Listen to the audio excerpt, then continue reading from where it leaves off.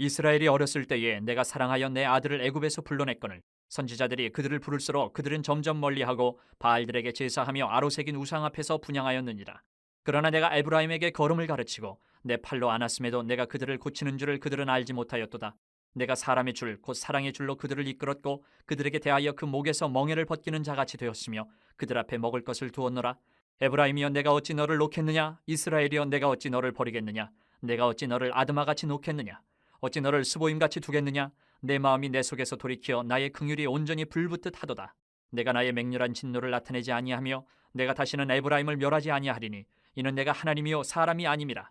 내 가운데 있는 거룩한 이니 진노함으로 내게 임하지 아니하리라. 이스라엘아, 내 하나님 여호와께로 돌아오라. 내가 불의함으로 말미암아 엎드러졌느니라. 너는 말씀을 가지고 여호와께로 돌아와서 아뢰기를 모든 불의를 제거하시고 선한 말을 받으소서. 우리가 수송아지를 대신하여 입술의 열매를 주께 드리리이다. 우리가 아수르의 구원을 의지하지 아니하며 말을 타지 아니하며 다시는 우리의 손으로 만든 것을 향하여 너희는 우리의 신이라 하지 아니하오리니 이는 고아가 주로 말미암아 긍휼을 얻음이니이다 할지니라. 내가 그들의 반역을 고치고 기쁘게 그들을 사랑하리니 나의 진노가 그에게서 떠났음이니라. 위대한 사랑이라는 제목으로 오늘 호세아서 이 말씀을 우리가 살펴보려고 합니다. 하나님의 사랑, 위대한 사랑입니다. 그러면 이 하나님의 사랑을 이론적으로 어떻게 설명을 해서 이해를 하는 것보다는 정말 그 하나님의 사랑을 제대로 우리가 느끼려면 우리의 생활 속에서 경험하는 게 진짜 백이죠. 생활 속에서. 그게 중요한 거예요. 뭐 예를 굳이 들자면 어머니의 사랑, 우리 육신의 어머니의 사랑을 예를 들자면 어머니의 사랑을 설명할 때도 우리 그러잖아요.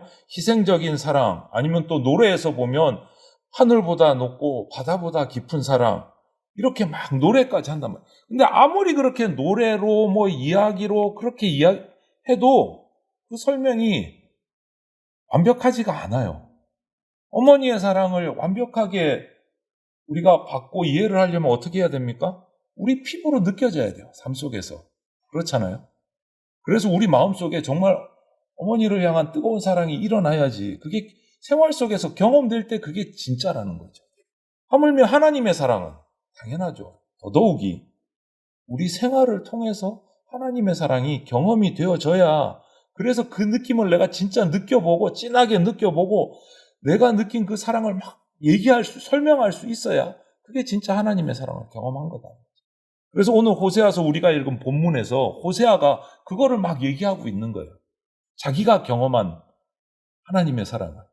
그래서 자기 생활의 경험을 우리에게 막 이렇게 소개를 하면서 하나님의 사랑을 좀 느껴보라고 우리가 이것을 교훈 삼아 호세아와 같이 우리 삶 속에서도 하나님의 사랑을 경험할 수 있는 그러한 기회들이 우리 가운데 계속 나타나면 좋겠습니다. 먼저 11장 1절부터 4절에서 호세아가 설명하고 자기가 경험한 하나님의 사랑은요, 양육하시는 하나님. 이게 무슨 말이냐면 하나님께서 이스라엘 백성을 사랑하셨어요. 그래서 선택하셨습니다. 마치 부모가 어린 자기 자녀를 양육하듯이 하나님께서 이스라엘을 역사 속에서 사랑하신 것이 그냥 역사 속에 계속 남아있어요. 바로 새겨져 있어요. 이스라엘의 역사는 하나님의 사랑의 역사예요. 그것을 경험한 거예요. 호세아는. 선조들의 그 역사, 또 자기가 살아온 인생 가운데서 하나님이 나를 어떻게 인도하고 계시고 어떻게 사랑하고 보호하시는가를 경험을 한 거예요.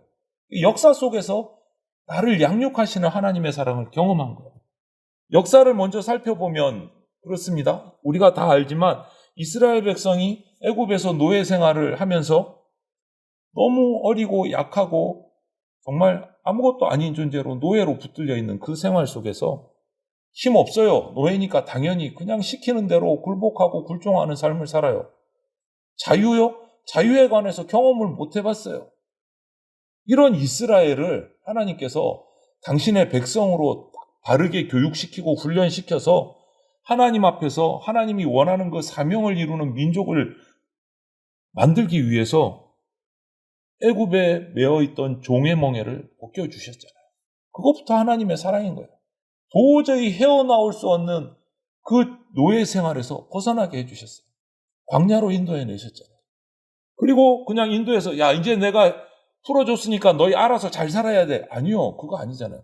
또 광야에서 가나안 땅, 좋은 땅, 젖과 꿀이 흐르는 땅을 약속해 주시고 그곳까지 가는 40년의 광야 여정을 정말 엄마가 아이 손을 잡고 걸음마 한 걸음 한 걸음 한 걸음 일일이 가르치고 지도해서 다리에 힘이 들어가면 걸음 가르치고 뛰게 하고 이렇게 하는 것처럼 하나하나 광야 40년 동안 다 지켜주셨어요. 가르치셨어요. 하나하나. 예배하는 법부터 말씀 읽는 것부터 계명을 지키는 법부터 제사법도 가르치고 하나하나 일일이 40년 동안 다 훈련시키셨어요. 뭐 하려고요? 당신이 사랑하는 민족으로 세워서 하나님의 사명을 이루는 민족 되게 하시려고 하나하나 다 가르치셨어요. 하나님의 사랑이 녹아있는 거예요. 그 역사 속에. 쳐들어오는 적군도 기적을 통해서 막아주시기도 하고 목마르다 그러면 바위를 깨뜨려서 물을 내주시기도 하고 고기 먹고 싶다 그러면 메추라기 떼를 몰아서 고기도 먹게 해주시고 모든 것을 다 울면 우유 먹이고 엄마 젖을 빨리게 하고 이유식을 먹이고 단단한 음식을 먹이고 차곡차곡 똑같이 키우신 거예요. 그게 하나님의 사랑인 거예요. 이스라엘의 역사 가운데 녹아있는 하나님의 사랑. 그래서 이 광야 40년의 역사는요, 그냥 나그네 생활이 아니에요. 무턱대고. 민족이 만들어지는 교실과 같은, 훈련소와 같은 40년이었어요. 훈련장이었어요. 시련, 고난, 위기, 아무리 당해도 하나님과 함께하면 망하지 않는다. 이 믿음을 훈련받는 훈련장이었어요. 그리고 하나님의 그 능력을 진짜 자기 눈으로 보고 몸으로 직접 경험하는 훈련장이 바로 광야 40년이었어요. 수많은 기적, 하나님의 능력을 몸으로 체험하고 눈으로 보고 한 곳이 광야란 말이에요. 하나님의 사랑을 직접 경험한 거예요, 몸으로. 이것이 하나님의 사랑이에요. 양육하는 하나님이에요. 호세아는 그리고 자기의 삶 속에서도 자기는 그렇게 불륜을 저지른 참으로 아내를 삼을 수 없는 여인을 계속 품게 하시면서 하나님이 이스라엘을 얼마나 사랑하셨는지를 직접 자기 몸으로 경험하게 하셨어요. 이런 것들을 통해서 양육하고 보호하시는 하나님의 사랑을 경험한 거예요. 삶 속에서. 그리고 11장 8절 9절을 보면 정말 애절하게 호소하시는 하나님의 사랑을 경험을 한 거예요. 이스라엘 백성을 이렇게 사랑하셨어요. 역사 속에서 한없이 그렇게 정성껏 한 걸음 한 걸음 양육하고 키우셨는데도 불구하고 이스라엘의 반응은 뭐였습니까? 그 하나님의 사랑을 배신한 거예요. 하나님을 잊어버리고 우상에게 마음을 쏟고 우상에 접신해서 신앙의 정절을 지키지를 못한 거예요. 하나님의 말씀대로 정말 훈련받은 대로 가르침받은 대로 정의롭게 진실하게 진리를 따라서 살아야 될 이스라엘이 정반대로 불의를 행하고 강포함으로 탈선하는 길을 걸어가요. 여러분의 자녀를 정말 정성껏 양육했는데 탈선한다고 생각을 해보세요. 여러분의 마음이 어떻겠습니까? 아무리 품어도 자꾸 엉뚱한 길로 나간다. 찢어질 거 아니에요. 하나님의 심정은 어떠셨을까요? 우리보다 더하면 더했지 못하지는 않으셨을 거예요. 40년 동안 최소한 역사 속에서 최소한 40년 동안 부모가 자식을 양육하듯이 그렇게 양육하셨는데 배신을 했단 말이에요.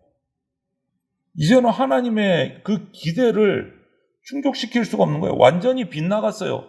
정말 어떻게 보면 쓸모없는 백성이 돼버린 거예요. 이때 하나님은 이 이스라엘 백성을 어떻게 대하셨을까?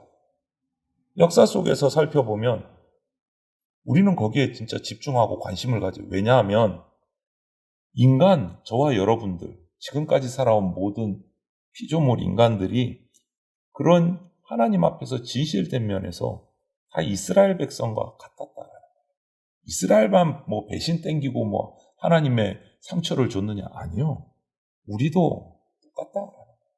하나님 아버지를 배신한 존재다.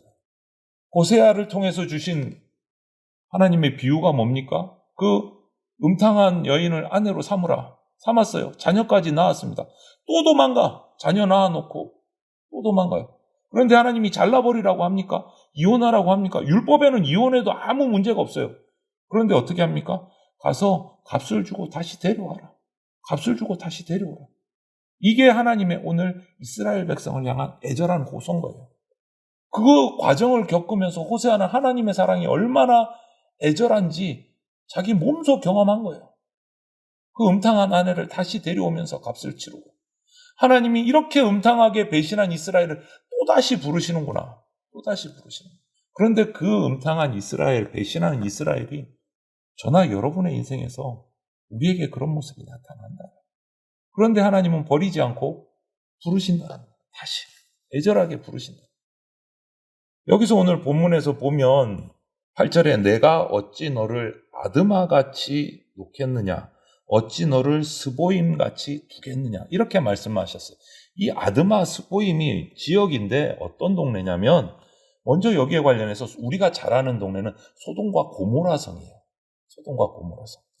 소돔과 고모라 어떻습니까? 그 마지막은 엄청난 죄가 쌓여서 결국은 유황불비를 맞아가지고 완전히 초토화가 되고 사라져버리잖아요. 저주를 받아서 멸망받잖아요. 아마 하나님이 그러고 싶으셨을 거예요. 이 배신한 이스라엘 백성들을 보면서. 그런데 오늘 이 8절 말씀을 하면서 다시 부르짖어요. 이 아드마와 스보임이 바로 소돔과 고모라성 근처에 있는 작은 마을들이에요.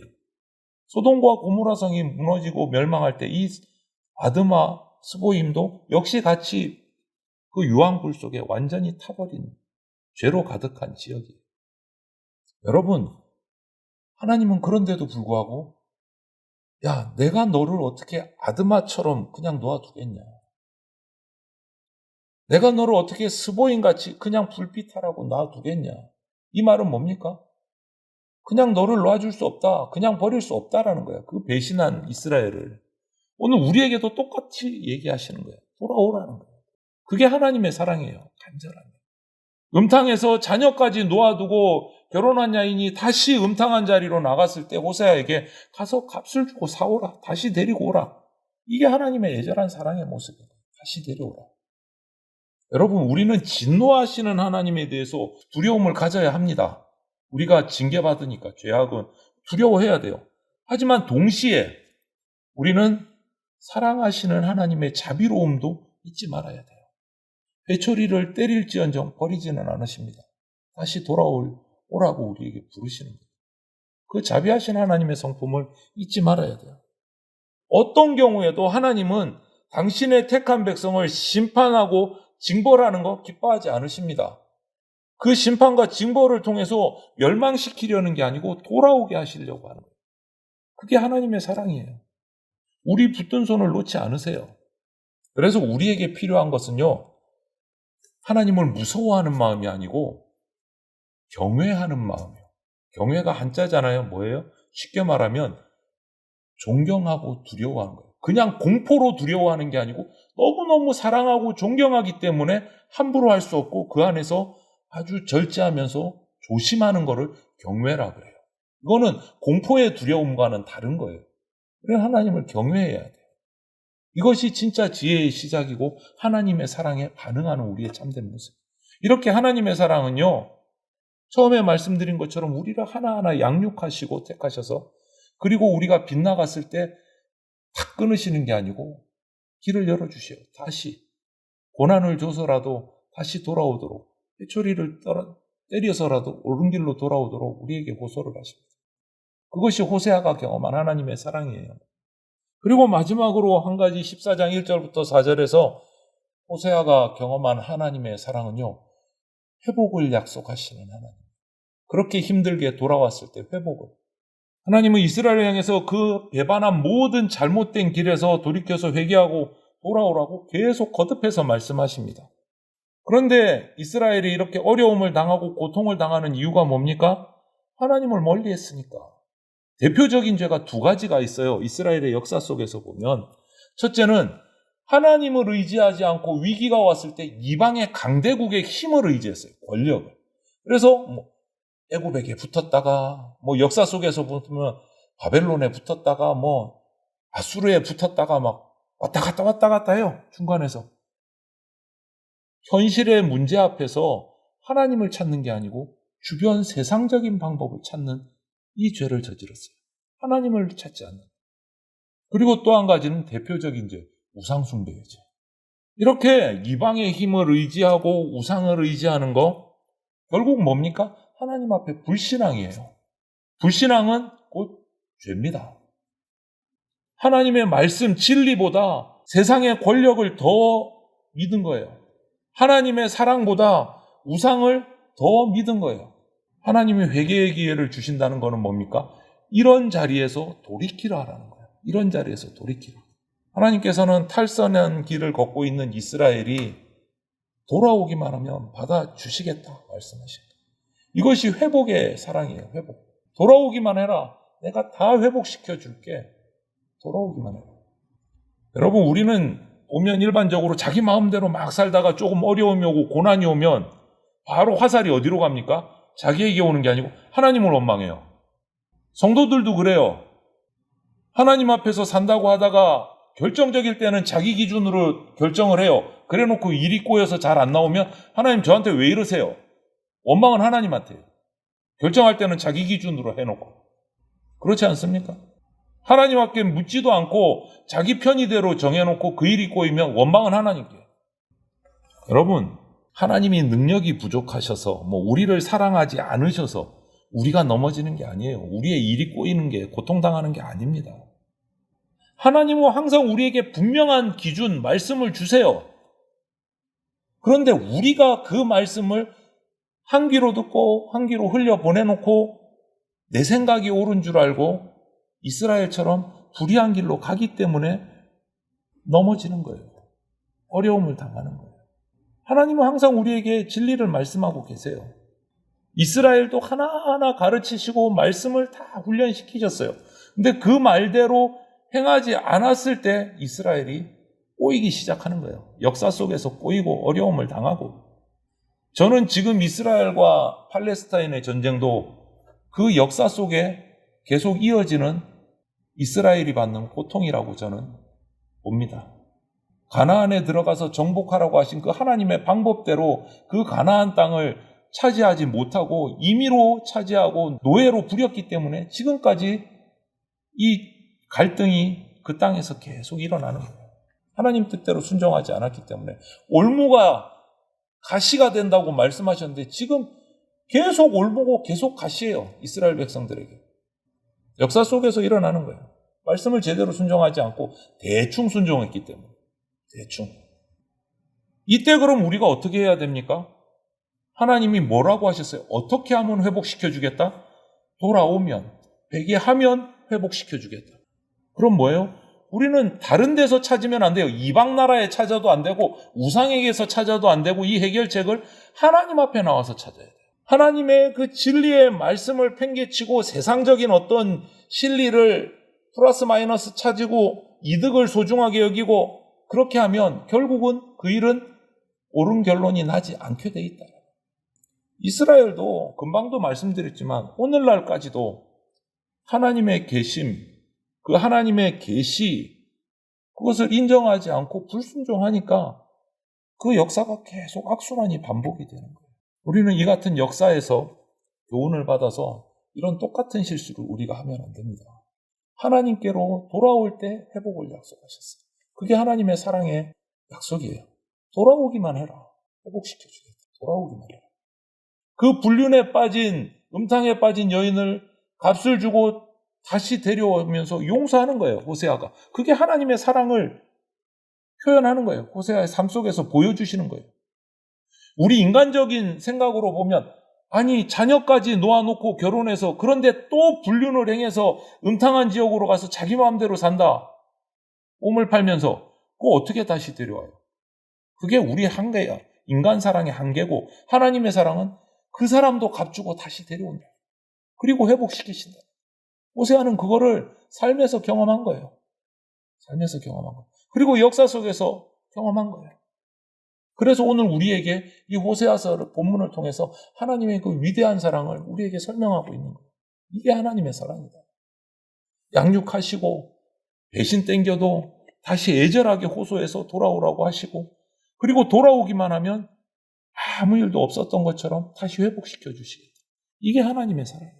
여러분, 하나님은 우리의 창조주이십니다. 그리고 우리의 아버지이십니다. 이 역사 안에서 성경의 역사뿐만 아니고 그 이후에 지금까지 2023년 이 순간까지도 지나온 모든 우주 만물의 역사 안에 일어나고 있는 모든 일은 가장 특별한 존재로 창조하신 우리 인간을 교육시키고 훈련시키셔서 하나님의 청지기로 하나님의 일꾼으로 뜻대로 이루어서 세워가시는 하나님의 섭리예요. 작정이에요. 그래서 우리는 이 하나님의 구원 섭리, 이 작정 가운데서 순종해야 되는 거예요.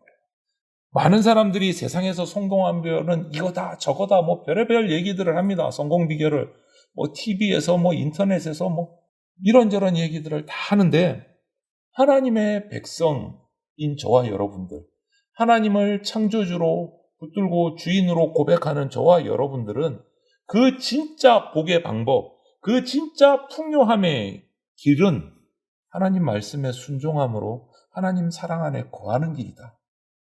이것을 우리가 알고 기억하셔야 됩니다. 그래서 오늘도 우리가 세상이 줄 수 없는 그 하늘의 복과 평안을 주님의 말씀에 집중함으로 하나님의 사랑을 기억하면서 그 사랑 안에서 벗어나지 않고 그 안에 거하는, 그래서 진짜 하늘의 복과 평안을 누리는 저와 여러분들이 다 되시기를 주님의 이름으로 축원을 드립니다. 아멘.